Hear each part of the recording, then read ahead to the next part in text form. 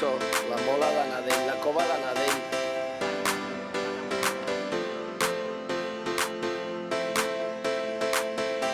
Va passar per sota l'autovia. Ui, quin túnel més llarg. Veiem el final del túnel, ja. No, aquí ho indica. Passejades per la història.